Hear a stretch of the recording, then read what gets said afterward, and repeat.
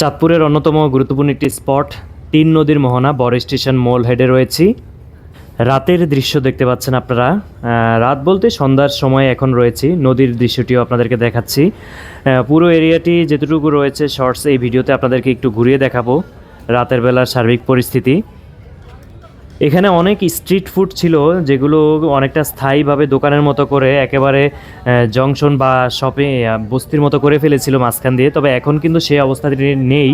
এখন শুধুমাত্র ভ্রাম্যমান অস্থায়ী দোকান রয়েছে, যেটা বেচা কেনার সময় বেচা কেনা করবে, তারপর দোকানটা বন্ধ করে নিয়ে যেতে হবে। মানে ফিক্সড থাকা উচিত না, কারণ এটা একটি পর্যটন স্পট যেখানে দেশের বিভিন্ন স্থান থেকে মানুষরা আসা যাওয়া করে। তো এই স্থানটির নিরাপত্তার পাশাপাশি সৌন্দর্যের বিষয়টিও কিন্তু গুরুত্ব সহকারে দেখা উচিত। তো এখন পরিবেশ পরিস্থিতির সার্বিক বিষয় ভালোই দেখা যাচ্ছে। বড় স্টেশন নিয়ে কিন্তু বিস্তারিত কিছু ভিডিও অবশ্যই আমাদের চ্যানেলে খুব শীঘ্রই আসবে, আমাদের সাথেই থাকুন।